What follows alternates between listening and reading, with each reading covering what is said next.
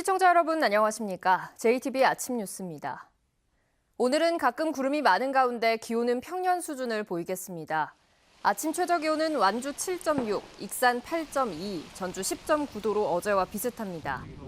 아침까지 서해안과 일부 내륙 지역에는 짙은 안개가 낀 곳이 있어 출근길 운전에 주의가 필요합니다.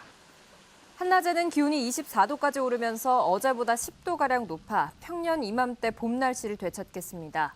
미세먼지 농도는 보통 수준이 예상됩니다. 당분간은 비 소식 없이 대체로 맑겠고 낮 기온도 24도 안팎에 머물면서 평년 기온과 비슷하겠습니다.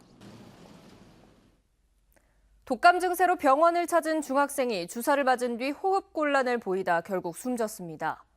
주사는 환각이나 선망 등 부작용 사례가 보고된 타미플루와 비슷한 독감 치료제로 경찰은 부검을 통해 정확한 사망 원인을 밝힐 예정입니다.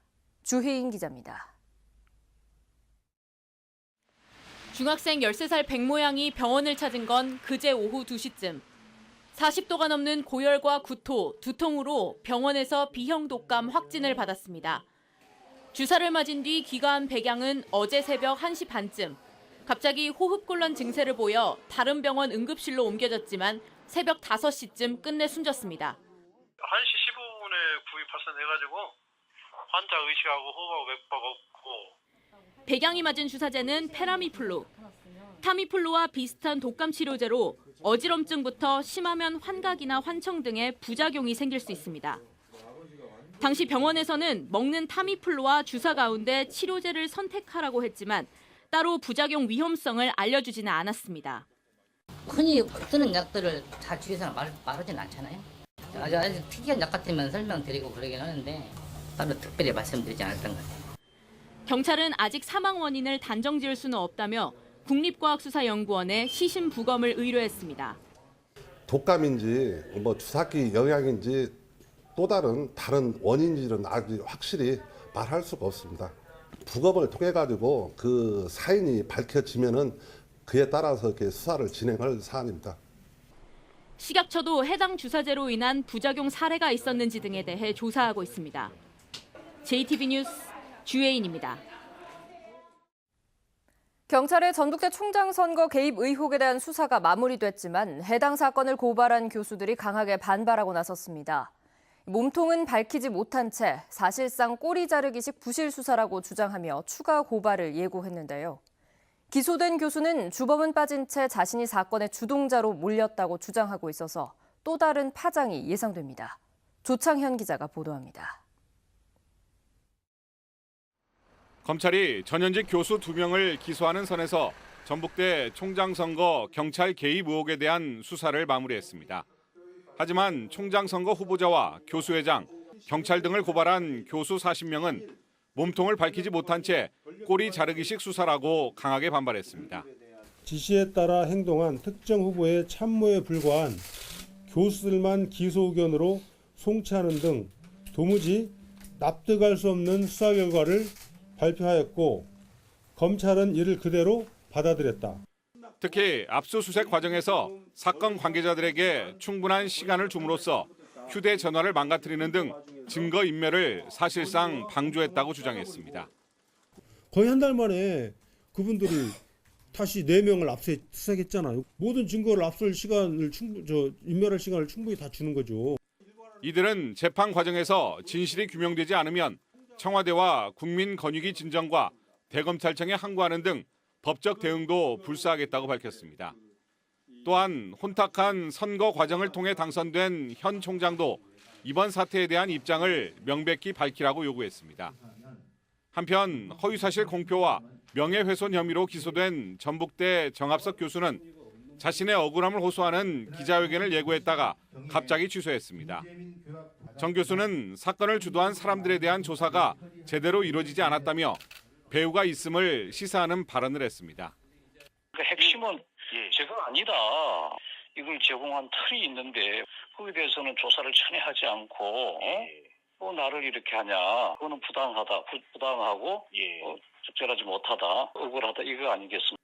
경찰의 총장 선거 개입 의혹과 관련해 고발인과 피고인 모두 부실 수사를 주장하고 있어 앞으로 재판 과정에서 실체가 드러날 경우 상당한 파장이 예상됩니다.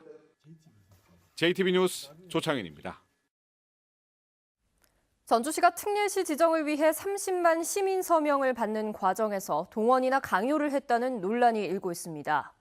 어린이집에 서명지가 뿌려지고 고등학생이 집단으로 서명을 하는가 하면 시청 노조 홈페이지에 강요당하는 것 같다는 글이 올라왔습니다. 나금동 기자입니다. 전주의 한 어린이집이 학부모들에게 보낸 공문입니다. 전주시 특례시 지정을 위해 범시민 서명운동에 참여해달라는 내용으로 서명을 요청했습니다. 일부 학부모는 어린 아이들에게 이런 공문을 전달해도 되느냐고 전주시에 항의한 것으로 알려졌습니다. 애한테 보내가지고 그런 식으로 느낌을 받았다는 식으로 하길래 아니 그렇게 받았으면 죄송한데 그런 의도로 한 건 아닐 것이라고 얘기했거든요. 전주의 일부 고등학생들은 집단으로 특례시 서명을 하기도 했습니다. 공무원인 부모가 고등학생인 자녀에게 서명을 받아오라고 시킨 것으로 보입니다. 우리 반에 그 종이가 있어가지고 걔 친구들도 만약 다른 반이면 왔으면 이거 좀 하고 가라고 그랬어. 우리 반 전체는 아니더라도 40명쯤? 또 전주시청 노조 홈페이지 게시판에도 불만의 글이 올라왔습니다. 너무 과도하게 강요하는 것 같다. 똑같은 사람이 이름이랑 사인까지 조작한다. 이게 진짜 의미 있는 서명인지 모르겠다는 내용입니다. 이에 대해 전주시와 전주시 노조 관계자는 서명을 강요한 적이 없고 조작을 했는지도 알 수 없다고 밝혔습니다.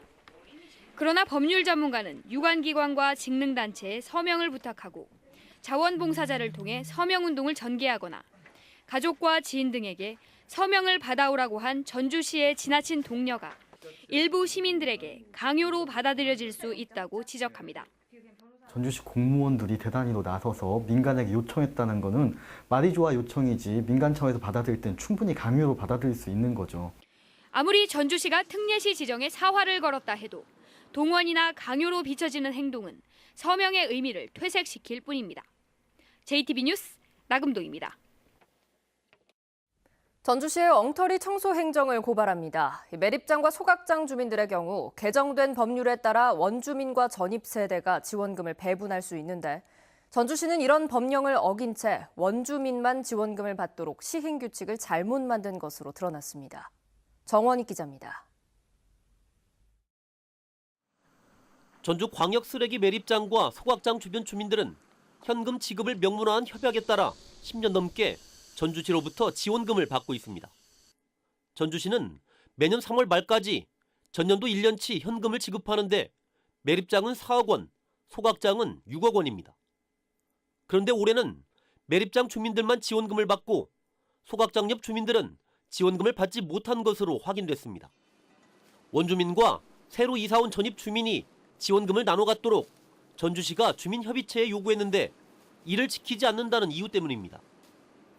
그래서 전입 주민까지 포함하는 지급 기준으로 정관을 지금 개정해라 저희가 요청을 해놓은 상태예요. 그러나 애당초 지원금 갈등을 초래한 건 전주시의 엉터리 청소 행정입니다. 1997년에 개정된 폐기물 관련법에 따르면 전입세대도 지원금을 받을 수 있는데 전주시는 이런 사실도 모른 채 지난 2001년 원주민들만 지원금을 나누도록 시행규칙을 만들었습니다. 이후 시행규칙이 잘못된 걸 깨닫고 전주시는 매립장과 리사이클링타운 주민협의체에게 원주민과 전입세대가 지원금을 나누도록 정관을 바꿨습니다. 하지만 소각장의 경우 제때 정관을 바꾸지 않는 바람에 원주민들은 지원금을 나눌 수 없다고 반발하고 있습니다.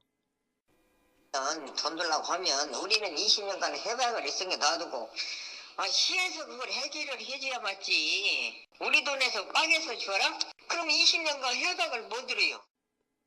전주시가 처음부터 지원금을 서로 나눈다는 폐기물 관련법을 엄격하게 적용했더라면 이런 갈등은 진작 사라졌을 겁니다.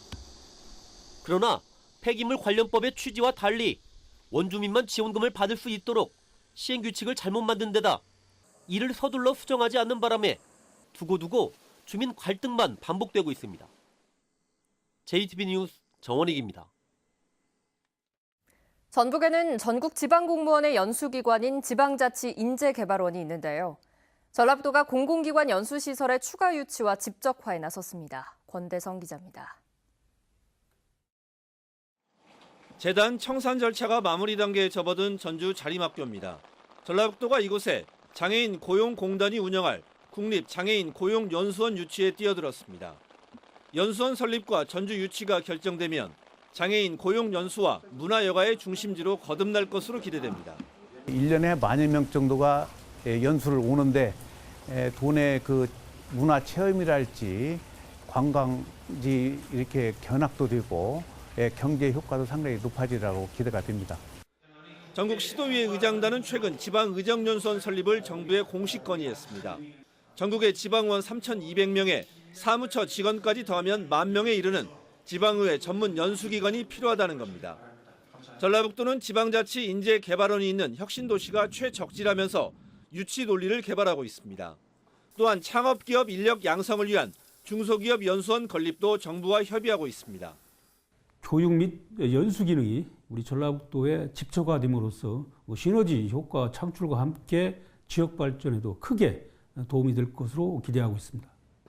한국도로공사가 제2연수원을 전주 수목원에 짓기로 한 가운데 전라북도가 공공기관 연수시설 집적화에 시동을 걸었습니다. JTB 뉴스 권대성입니다. 치즈 테마파크와 옥정호 등 임실의 주요 관광지를 둘러볼 수 있는 투어버스가 운행됩니다. 유용 미생물을 생산하는 남원 친환경 미생물센터가 문을 열었습니다. 하원호 기자입니다. 임실군의 주요 명소를 둘러볼 수 있는 시티투어버스가 오늘부터 운행됩니다. 시티투어버스는 전주 한옥마을을 출발해 옥정호 국사봉과 임실 치즈 테마파크, 덕치 진매마을에 있는 김용택의 작은 학교 등을 운행합니다. 투어 접수는 남북여행사 홈페이지를 통해 할 수 있습니다. 유용 미생물을 배양하는 친환경 미생물센터가 준공됐습니다. 미생물센터는 배양실과 실험실, 저온 저장고 등을 갖추고 있으며 고초균과 유산균, 광합성균 등을 매주 2톤가량 생산할 수 있습니다. 농가에 양질의 친환경 미생물을 공급하여 고품질 농산물을 생산하고 농가의 소득을 증대시켜 나가겠습니다.